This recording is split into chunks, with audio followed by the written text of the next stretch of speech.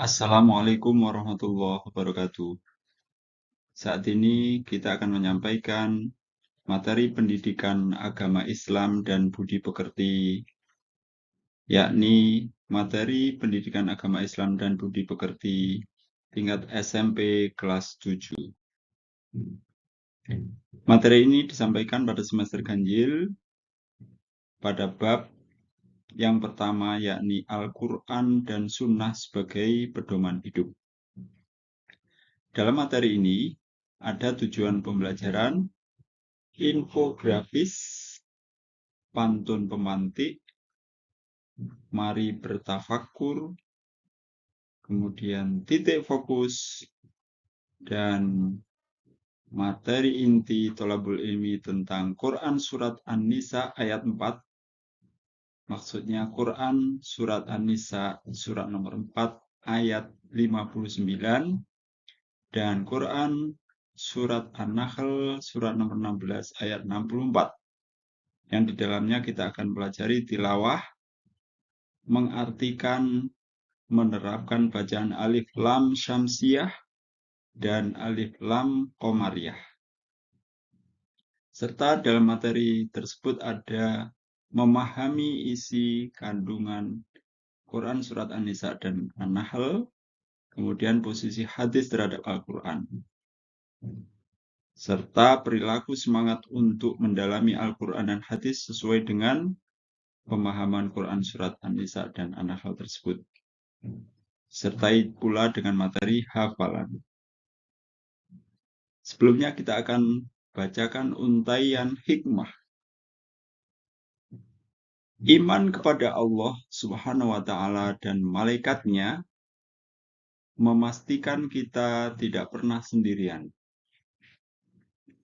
Kita selalu bersamanya, dan dua malaikat yang ditugaskan mengawal dan mengawasi kita. Dalam pengawasan, dua malaikat ini seluruh gerak-gerik kita terawasi dan tercatat sangat rapih dalam buku amal kita. Kita harus sangat hati-hati dalam hidup ini. Iman kepada malaikat itu bukan sekedar percaya ada malaikat, atau hanya meyakini bahwa mereka memiliki tugas-tugas tertentu. Iman kepada malaikat harus terkoneksikan langsung dengan seluruh gerak-gerik kita, seluruh sikap dan perilaku kita. Pada bab yang pertama, materi pendidikan agama Islam dan budi pekerti ini, yakni pembahasan Al-Quran dan Sunnah sebagai pedoman hidup. Tujuan pembelajaran materi ini minimal ada 3. Yang pertama adalah melalui pembelajaran tutor sebaya, kalian dapat membaca Quran Surat An-Nisa ayat 59 dan Quran Surat An-Nahl ayat 64 sesuai kaidah ilmu tajwid, khususnya hukum bacaan alif lam syamsiyah dan alif lam qamariyah. Tujuan pembelajaran selanjutnya adalah melalui pembelajaran praktek. Siswa atau santri dapat menghafal Quran Surat An-Nisa ayat 59 dan Quran Surat An-Nahl ayat 64 sesuai kaidah tajwid. Sedangkan tujuan pembelajaran yang ketiga adalah melalui pembelajaran inquiry, kalian dapat menjelaskan kandungan Quran Surat An-Nisa ayat 59 dan Quran Surat An-Nahl ayat 64 tentang kedudukan hadis terhadap Al-Quran, sehingga dapat menampilkan perilaku semangat dalam mengamalkan Al-Quran dan hadis. Melalui pembelajaran berbasis produk, kalian dapat membuat karya berupa peta konsep, definisi hadis dan fungsinya atas Al-Quran dalam Simple Mind Light. Selanjutnya, infografis kita sampaikan terkait membaca Quran Surat An-Nisa ayat 59 dan Quran Surat An-Nahl ayat 64 kemudian mengartikan, merapikan bacaan alif lam syamsiyah dan alif lam qamariyah, serta memahami isi kandungan dan memahami posisi hadis terhadap Al-Quran. Dari pemahaman di atas, selanjutnya dikembangkan dengan perilaku semangat untuk mendalami Al-Quran dan hadis, serta disertai dengan hafalan. Sebelum materi berlanjut, kita bacakan pantun pemantik, minimal 2 paragraf. Ke Jakarta naik sepeda, jangan lupa untuk sarapan. Jalankan hidup bermakna, Al-Quran hadis sebagai pedoman. Cakep. Pantun berikutnya. Siang-siang pergi ke taman, hari Minggu diam di rumah. Dengan Al-Quran hidup akan aman, dengan hadis hidup akan berkah. Al-Quran menjadi petunjuk, penjelas, dan pembeda antara kebenaran dan kebatilan. Al-Quran turun dengan pesan dan ajaran yang universal. Karena itu, hadis memiliki peranan penting untuk menjadi rincian atau penjelasannya.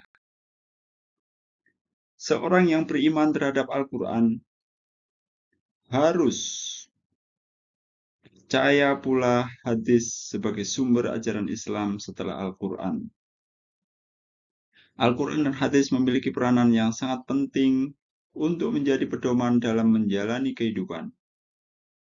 Setelah kalian tahu bahwasanya Al-Quran dan hadis sebagai sumber ajaran Islam, apakah kalian sudah menerapkannya dalam kehidupan sehari-hari? Allah berfirman, dan kami tidak menurunkan kepadamu Alkitab Al-Quran ini, melainkan agar kamu dapat menjelaskan kepada mereka apa yang mereka perselisihkan itu, dan menjadi petunjuk dan rahmat bagi kaum yang beriman. Quran Surat An-Nahl ayat 64. Sekarang, titik fokus yang akan kita pelajari adalah di antaranya 1. Definisi Al-Quran, 2. Definisi hadis, yang ketiga fungsi hadis terhadap Al-Quran, 4. Kandungan Quran Surat An-Nisa ayat 59 dan Quran Surat An-Nahl ayat 64 tentang kedudukan hadis terhadap Al-Quran. Yang kelima, bacaan alif lam qamariyah dan alif lam syamsiyah.